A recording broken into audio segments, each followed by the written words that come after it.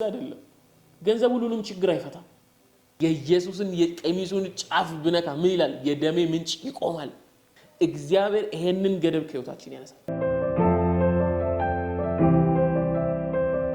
ሰላም እንዴት ናችሁ እግዚአብሔር ጸጋና ሰላም ይብዛላችሁ ዛሬም ደግሞ የእግዚአብሔርን ቃል ከኔ ጋር እንካፈላለን መጽሐፍ ቅዱስ ከያዛችሁ የሐዋርያት ሥራ ምዕራፍ 3 ያለውን ሐሳብ ነው ከኔ ጋር የምንካፈል በዚህ ምዕራፍ ላይ እንደምታውቁት አንድ ከናቱ ማህፀን ጀምሮ አንካሳ የነበረ ሰው በመቅደስ ደጅ ቁጭ ብሎ ሁሌ የሚለምን ሰው በዚህ ስፍራ ላይ ቁጭ ብሎ ትመለከታላችሁ እና ይሄ ሰው በየቀኑ ሰዎች እየተሸከሙ ያመጡታል በተራምዶ ያቀም ሄዶ ያቀም እና በተው በዚህ ደጅ ላይ ያስቀምጡታል እና ሁሌ አንድ ስራ ነው ያለው ጧት ያስቀምጡታል ከዛ በኋላ ቀኑን ሙሉ ሲለምን ይውላል ከዛን ማታ ደግሞ ተሸክሞ ይገባል እና ሁሉም ሰው በዛ በር ሲያልፍ የዚህ ሰው ስራ ገንዘብ መጠየቅ እና በዛ ቀን ጴጥሮስና ዮሐንስ ጸሎት ጊዜ በደረሰ ጊዜ ወደ 9 ሰዓት አካባቢ ላይ በዛ በር ሲያልፉ ይሄ ሰው ጴጥሮስና ዮሐንስን ምን ይለምናቸዋል ገንዘብን ይለምናቸዋል እና ጴጥሮስና ዮሐንስ ሊጸልዩ በዛ በር ያለፉ ነው መልካም በመትባል ደጅ ወደ መቅደስ እየገቡ ነው እና ሲያያቸው አንዳች ነገር ሊሰጡት እንደሚችል ስላሰበ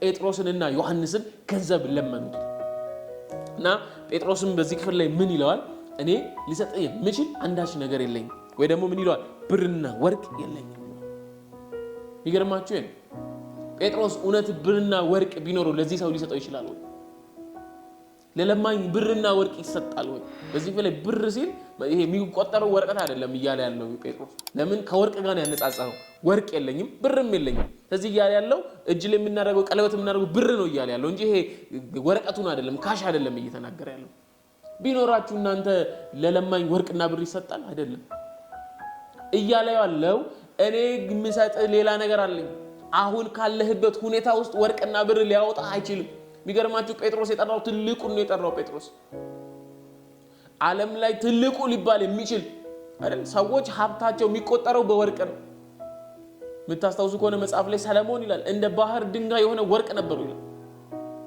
ያ ወርቅ የንጉስ ሰለሞን ወርቅ ሀብት የተለካው በወርቅ ነው ወርቅ በጣም ትልቅ ነገር ነው እኔ የምሰጥ ወርቅ የለኝም እኔ የምሰጥ ብር የለኝም ምን ይያለ ነው ጴጥሮስ ከዚህ ሁኔታ ውስጥ ምን ሊያስወጣ አይችልም ወርቅና ብር ሊያስወጣ አይችልም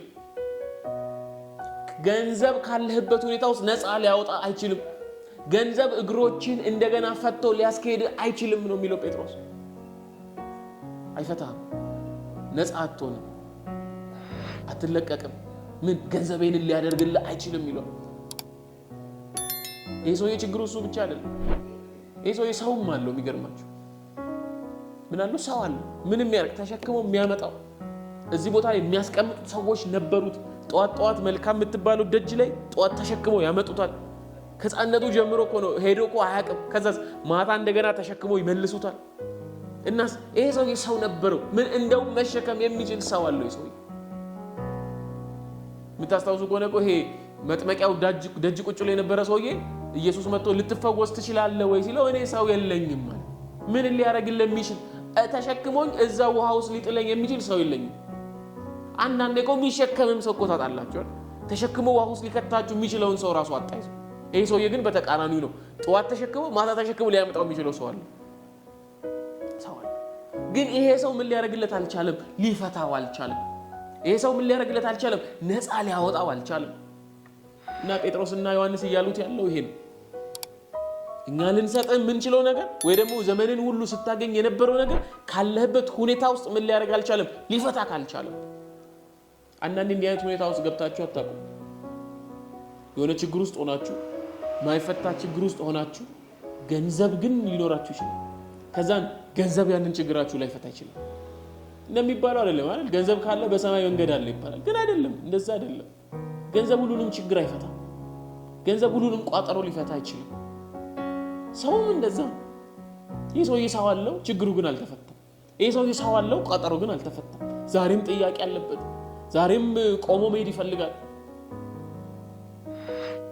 ሰው ችግሩ አልፈታም አንዳንዴኛም በሰዎች ላይ እንከበብ እንችላለን ብዙ ሰዎች አጠገባችን ሊኖሩ ይችላሉ የሚያጨበጭቡላችሁ ጎበዝ በርታ ሚሉ ምን ላግዝ ምን ልርዳ ሚሉ ሰዎች ሊኖሩ ይችላሉ ግን ችግራችሁ ላይ ፈታ ግን እናንተ ጎደለኝ የምትሉት ነገር ሊሞሉላችሁ አይችልም ጴጥሮስ እሱ ነው የሚለው ብርና ወርቅ ማይፈታውን ነገር ሰዎች ሊፈቱ ያልቻሉትን ነገር የሚፈታው ልስጥ እና ቁጥር 5 ላይ ስታነቡ ጴጥሮስ ግን ብርና ወርቅ የለኝም፣ ይሄንን ያለኝን ግን እሰጥሃለሁ፣ ሌላ ግን አለኝ።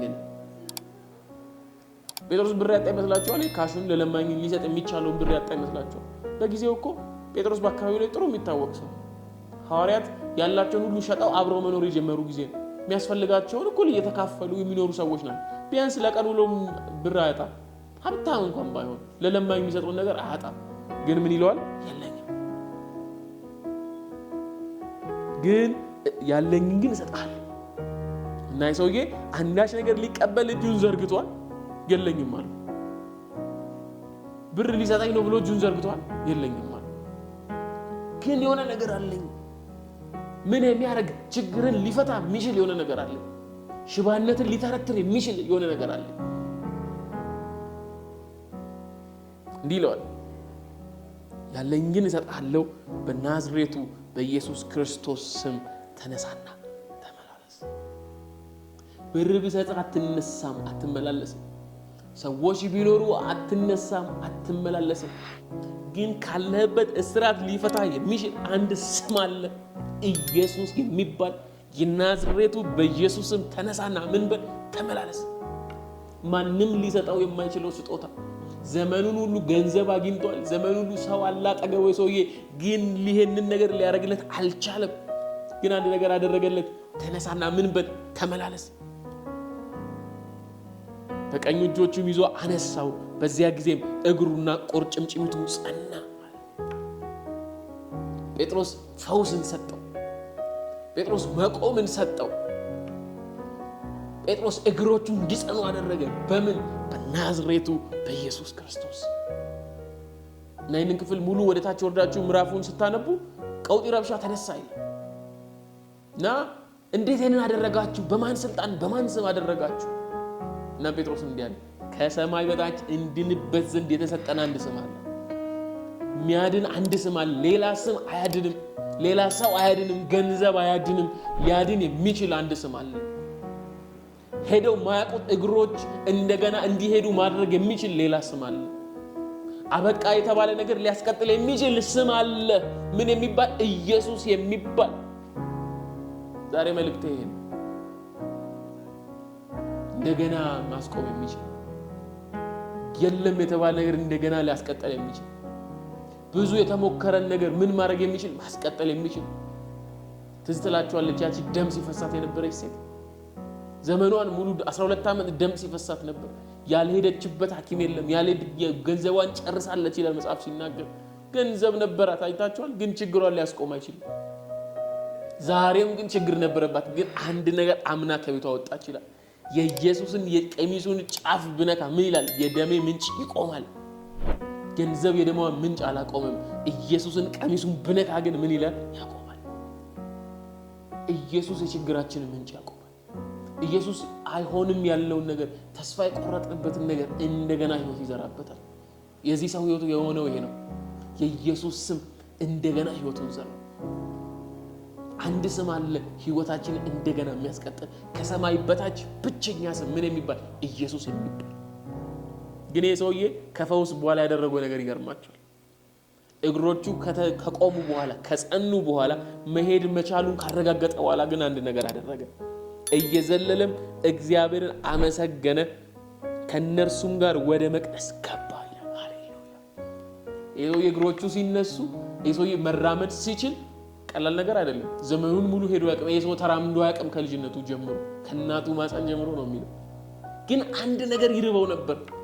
ግን አንድ ነገር ናፍቅ ነበር። ምን ማድረግ? ወደ መቅደስ መግባት። ታውቃላችሁ፣ በህጉ እንዲህ አይነት ሰዎች ወደ መቅደሱ መግባት አይችሉም። ለምጻም ሰዎች፣ አካለ ስንኩላን፣ አይነ ስውር፣ እንደዚህ እግሮቹ ማይሰራ ሰው ወደ መቅደስ አይገባም። በሽታ ያለበት ሰው ወደ መቅደስ አይገባም። ጤነኛ ሰው ብቻ ነው ወደ መቅደስ መግባት የሚችል። እና ናፍቅ ነበር። በር ላይ ቆሞ ነገርማችሁ፣ መለመን ብቻ አይደለም የያዘው፣ ገንዘብ ስጡኝ ብቻ አይደለም የሚለው። ሰዎች አጠገቡ አልፎ መቅደስ ሲገቡ ያያል።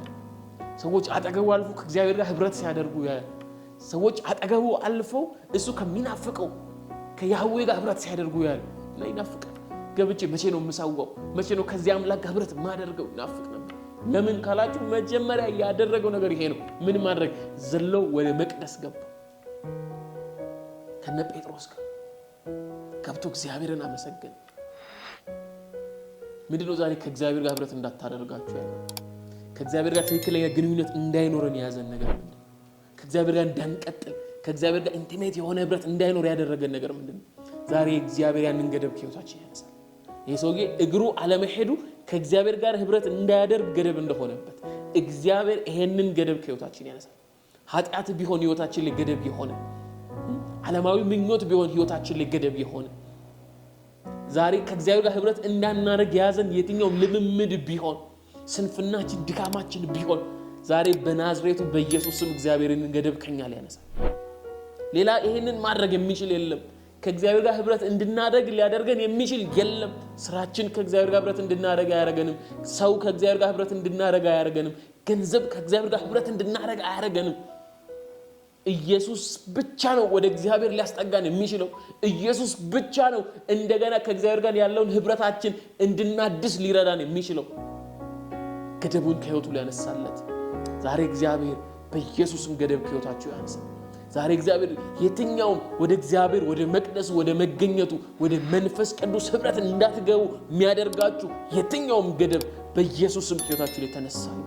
ዛሬ በሙላት ወደ እግዚአብሔር መግባት ይሆንላችሁ። ዛሬ በሙላት ወደ እግዚአብሔር ህልውና መግባት እግዚአብሔርን ወደ ማየት መግባት ይሆንላችሁ። ተባረኩ።